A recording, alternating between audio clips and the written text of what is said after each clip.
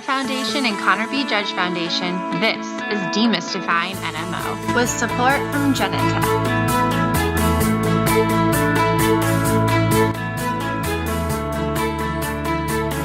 Welcome to Demystifying NMO. I'm host Chelsey Judge, and cheers to the finale of Season 2. Wow, I'm just so honored and privileged to be a part of this NMO and MOG community.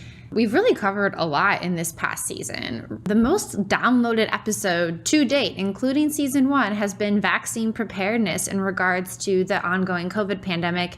And we did this back in December of 2020. And thank goodness that the vaccines have overall continued to hold up in protecting us against severe outcome and fatality.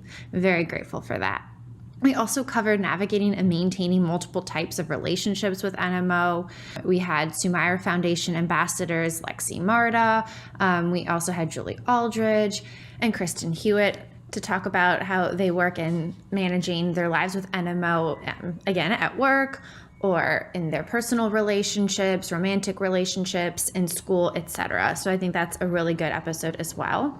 We talked about perspectives of identity and self living with NMO as females and males respectively. So this was done by Chelsey Tucker and Dr. Kaplan, discussing clinical and personal considerations, navigating NMO as women, the effects of treatments on the body, just getting the diagnosis and how that rocks your world, and coping as a wife, as a full-time mom, and in the workplace, and just navigating who you are in this new lens or new body. And then we have my brother on for a very candid discussion on what it's like to be a dude with NMO, the rare of the rare. And I think that was one of the most special episodes that we've done today, and it has been one of the top 5 most downloaded of Demystifying NMO. We've covered heat sensitivity on Too Hot to Handle, and we even went over the latest in NMOSD research. This was another top listened to, top downloaded episode, and this pulled research from ECTRIMS, one of the hot conferences in MS, or just greater neuroimmunology. And ultimately, I think the data set here was really reassuring with regards to the benefit safety profile of FDA approved treatments currently for adults with AQP4 positive NMOSD. We also discussed clinical distinctions and overlaps of NMO and MOG, as well as nerve repair research. And we also got into the clinical diagnosis, so the most recent episodes. Part 1 was the NMOSD clinical diagnosis, covering the clinical characteristics, MRI, so that's imaging criteria, and diagnosis of exclusion with a patient and clinical perspective from Dr. Joanna Robles. And then part 2, I was so grateful to have life coach and NMOSD patient Taylor Ann Macy to share her perspective and professional experience on controlling what you can after the NMOSD diagnosis, with particular focus on appreciation for mental health. Demystifying NMO works in concert with Ask the Experts, ABCs of NMO. This is collaborative. The real unique aspect of our podcast is that we provide a unique format of blending and bringing together candid conversations featuring NMO patients, clinicians, and researchers. And with this really open, really vibe of the podcast in mind, please let us know what you most like and need to hear about, need to learn more about, or have open conversations about with the ongoing experts and just others like you in the NMOSD and greater MOG community. So reach out to us. Find us online at thesumirefoundation.org and find us on social media at the Sumire Foundation. And now focusing to today's episode, the season finale. I am thrilled and honored to introduce and feature Nell Choi on our Season 2 finale. Nell Choi is a 13-year-old NMOSD patient advocate after her intense diagnosis with NMO just a few years ago at the tender age of 9. Not only living some of the most terrifying NMO-related symptoms, Nell decided to become a champion and inspiration for other children going through a mystery illness. She wrote a book, My Hospital Story, which tells her harrowing battle in the ICU with NMO. Nell is forthcoming about the raw emotions she faced and balances it all with optimism and humor. She continues to be a fierce NMO advocate, sharing her journey on CBS News and even meeting with President Joe Biden and First Lady Jill Biden. She is quite literally an international NMOSD patient advocate and author. Wow. And now I share my conversation with Ms. Choi. So Nell, tell me on a scale of 1 to 10, are you excited about this? Yeah, I'm really excited. Probably up at a 10. I'm like, this is just such an awesome opportunity. It goes both ways. I feel the same way. Thank you so much for agreeing to come on our pod on Demystifying NMO. You have a really unique perspective and journey, as all NMOSD patients do, but you have some notable pearls, highlights, and experiences. So thank you so much for sharing. Yeah, it's a pleasure. I always want to get into the heart of the matter, which is your personal NMOSD journey or story. Do you mind sharing what that looks like for you? Yeah, so I was first diagnosed when I was 9, and it was pretty scary because no one really knew what was going on, and I was so young then. And it started right after I got home from our winter break vacation in Colorado. We were skiing as a family. And right when I got back, I started developing really strange symptoms that kind of led us to thinking that it was the flu, but it, of course, wasn't. And so it went on for a few weeks before I actually got an MRI. And then that showed like all the inflammation that occurred in my brain. And so a lot of my time spent at the hospital was not even knowing what I had, as probably many NMO patients can relate to. It was just incredible, though. I'm so grateful that I got the treatment I needed eventually, and that I was able to make a pretty remarkable turnaround. Nell, wow, there's a lot here, and I wish I could hug you. As you're telling this, it's, I know, a very traumatic, tumultuous experience. It's an upheaval. It changes your life and your family's life so suddenly. I know that personally from my brother's experience with NMO. But at the same time, you carry it, like, validate the valid of this is a tough experience, but you are so graceful in how you express yourself, and also like the level of gratitude and optimism, no words. And I just want our audience to know that as she's sharing her very personal NMO story, I can see cat ears appearing in her Zoom screen, and it's too precious, really. So you said that your symptoms kind of mirrored the flu. So were you like really nauseated? Really dizzy too, just not having correct balance and really fatigued, yeah. Yeah, and I mean, I applaud you and your family for kind of getting to the bottom of it pretty quickly as far as NMO goes. So it seems like it was a matter of weeks for something, for a better diagnosis or a better explanation. Yeah, it definitely, and also it really helped that both my parents are physicians, and I can't even imagine for those who aren't as familiar with the healthcare system how challenging that could have been for them. Yeah. You are so wise. A similar situation for me, my family, my brother, when he was diagnosed, no one in my family had medical or science background. I was just coincidentally doing my PhD in immunology at the time, so I could be kind of like a translator to ask the questions, to understand the treatment, etc., like your parents as clinicians could do for you. And my family and I are always saying how we are so grateful for our pooled resources, including education, insurance access, pushy parents, etc. But everyone deserves quality health care. Obviously, no one deserves NMO. Definitely. I just wanted to put into perspective more the numbers. NMO in itself is a very rare neuroimmune disorder. Pediatric NMO is the rare of the rare. Pulling off of some stats from a recently published paper by Sylvia Tenenbaum and others in collaboration with the Guthrie-Jackson International Clinical Consortium. Although NMOSD in pediatric patients is relatively infrequent, seems like pediatric onset NMO accounts for about 3 to 5% of all NMOSD cases. How do you look at that? What's your perspective?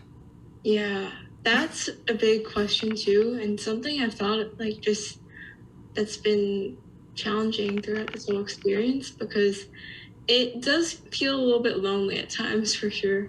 Not really knowing what's going to happen next, and with a lot of information that's kind of confusing as a kid as well. it's hard to just navigate it all.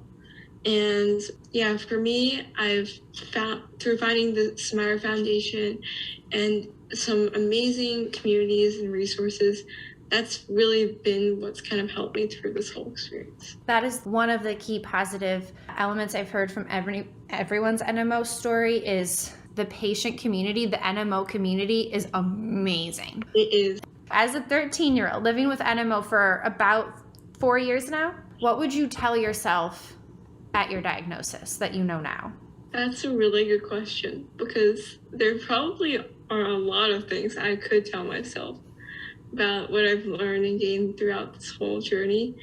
But I really think that I would tell myself to just know that this is happening for a reason, because you're going to be met with so many gifts like the NMO community and being able to share your story with others and just finding yourself, I guess, through this whole experience. I think that was definitely a big thing for me. Wow. The level of introspection and gratitude that you demonstrate or just exude, I don't have words for, but I think what I really want to repeat, what resonates with me, is that you said that you're going to find yourself in this. Yeah, and finding like those parts of you that really kind of matter, I guess, like what's meaningful to you really, and what your core values are. And I think that, wow, what a time to share that message in the middle of an ongoing pandemic, when I think a lot of us, take NMO out of it, but a lot of us are going through one of these big questions too, and really truly finding ourselves in this adversity. I think carrying on, I think this weaves together, right? The message that you have from your traumatic and adversarial journey with NMO is the importance of storytelling in your patient advocacy. You are already a published author with your book, My Hospital Story, about your NMO experience. Could you share a little bit about that? The book itself actually started with a journal, which has been since diagnosis one of the best ways I cope with living with this chronic illness. And I really just wanted to build a community to help others feel less alone and to be able to find that appreciation and light from a dark time in their lives. And in the book, I share a lot of wisdom that I personally gained from going through this experience. And I think that going and through this process of writing the book, I kind of found my voice and realized that we all have the power to make an impact, and that I could put my strengths to a good use to advocate for others with NMO. And girl, you're killing it, which is wow. You keep making me say wow. You also have taken your advocacy to world leaders and have brought NMOSD into everyone's living rooms. You were on CBS News. You met with the Bidens. Can you tell me a little bit more about that? Definitely. This opportunity happened with the hospital I go to. And it was just incredible, because I felt that meeting such important leaders, it felt like even this couldn't have happened if I didn't go through this experience. And it was just like, I don't know, some sort of thing waiting for me on the other side, and a gift. And I felt that it was really cool, because I was able to give a copy of my book to the Bidens, and sharing my story with them, it just makes it all feel that much more like I've been seen and heard, and it's incredible. You and your family were able to harness the resources, powers, innate talents, and also just tremendous grit to make the world a better place for not just you, but the greater communities. Thank you. What are your top hopes and aspirations for the NMOSD community? I definitely have quite a few. And of course, most obviously, a cure for this disease. I think that's a hope that we can all share. But otherwise, I definitely want everyone's story to be heard. And I know everyone in the NMO community has a very unique story, but in a way, when you share your story, you're able to become more connected with others.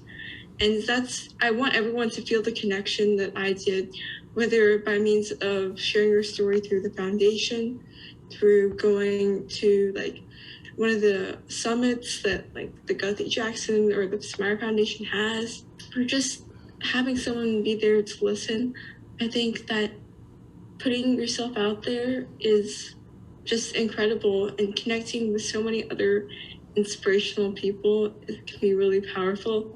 And the power of number, like when we all come together, we can be so much stronger in pushing for patient advocacy or just feeling more included and connected. The power of perseverance and community and human connection and doing things for others in service. So you are one of my inspirational leaders. I look forward to seeing more of the work that you do. You are a very well-rounded young woman. What do you do for fun? Oh, yeah. So I'm very crafty, and I'd love to work with my hands and do hands-on things. So I love art. It's probably one of my favorite things to do. I'll be drawing and doodling anywhere and anytime in my free time. I'd love to cook for others, and I guess that's also part of my way of building community. I love to bake and cook and do new recipes and stuff like that for other people. And those are probably my two favorite things to do in my free time. And of course, playing with my cats. They're definitely my emotional support buddies. So I love that. Well, thank you so much, Nell. This has been awesome, and we look forward to further work with you, further insights and stories, because we could dig into a lot more, but we really appreciate your time. Thank you for having me.